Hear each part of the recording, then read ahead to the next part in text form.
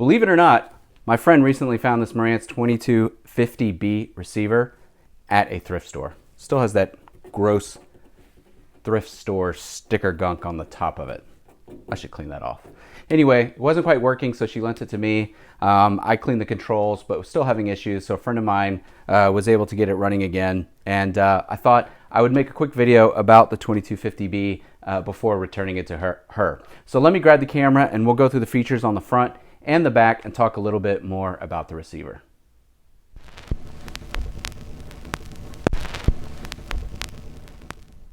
Okay, the Marantz 2250B was produced in 1976.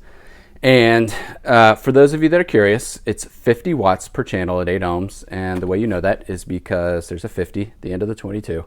That's how we know what these Marantz are. Just like when I made a recent video about the 2270, 70 makes it a 70 watts, and in this case 50 is 50 watts, and then there's a 30 watts, 15 watts, so on.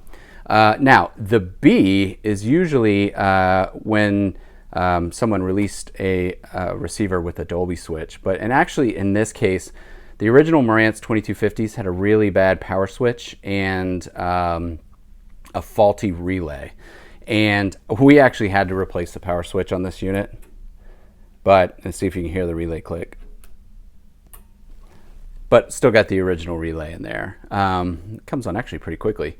But replacing the power switch in these Marantz 22 models is pretty common. I've had to do it in 2270s, 2230s, and now this 2250B. So let's talk a little bit about the overall features. The first is that the selector switch here, you've got the ability to access AM, FM, one phono, one aux, and 2 tape inputs. Now on the 2270 that I recently did a video for, it actually had 2 phono inputs, but this one only has 1. There's a tone mode here for out and in, and it's got your different hertz and kilohertz selections here. You've also got tone controls for those of you who like those, bass, mid, treble, and then obviously your volume switch. I don't know if you could tell or not, but you can see where that power switch is a lot shinier than these other buttons here. And that's because that's new. You've also got a nice big headphone jack here.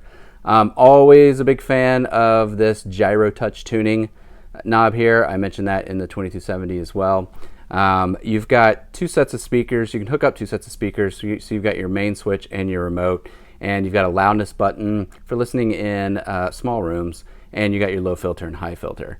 Also over here, you've got your Dolby FM switch, mono, FM muting, and your monitor switches for your tape inputs.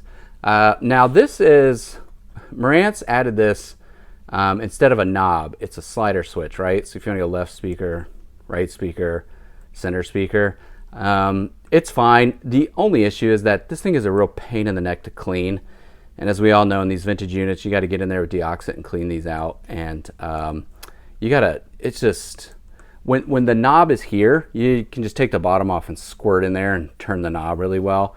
But with this balance switch, it's underneath all kind of stuff, and it's just a real pain to get to. But if you're having trouble with that, and just keep at it, just keep squirting in there, and hopefully you can get it. I don't have the top off this. Really, the best way to do is probably access it from behind up there. But I don't know if you can see it or not. There's that gross thrift store sticker there. Ugh. All right, let's turn this around and we'll show you the back of the receiver. Okay, as I mentioned in the other video, the Marantz 2250B has the ability to hook up 2 sets of speakers. So you've got your main speakers here and your remote.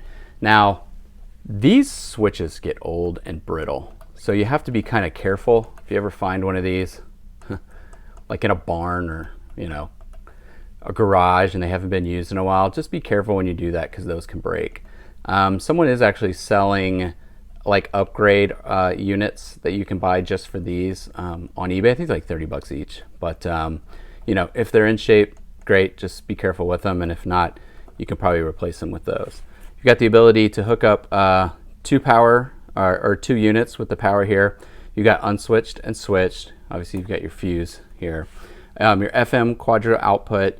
And here you've got the ability to use this unit with as a preamp only or as an amp only.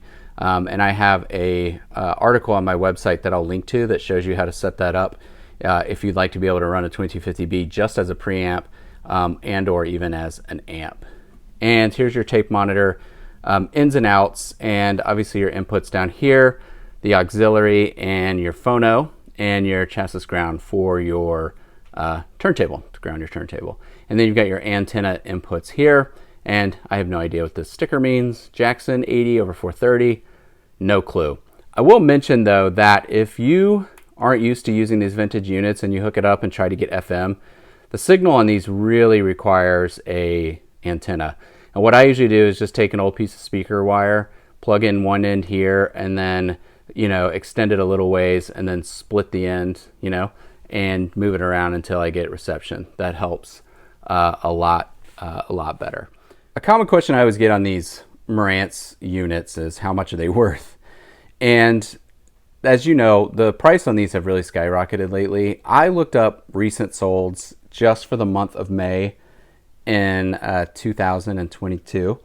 And the cheapest sold at $585, and then one sold as high as $1,024. I can't explain to you the disparity in price. I think the $585 one was being sold for parts, and the $1,000 one, claims to have been serviced. But the price is all over. I think 6 of them sold in May, and if you average out the price, it was about $750. So I think my friend paid less than $100, and a couple $100 to get it fixed. So she's doing great having this unit, finding it like she did at a thrift store. It was not a Goodwill, because we all know that Goodwill would immediately send this right off to their auction site. Just kind of a bummer, right? I haven't really found any good vintage gear in a Goodwill in a very long time. So you do what you can, but this was in a different thrift store, still a chain store, but not a Goodwill, like I said.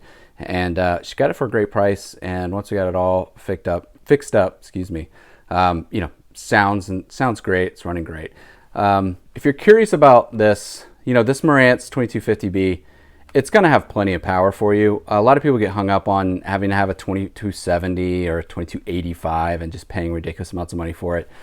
Honestly, like when I'm listening to this, that's loud enough.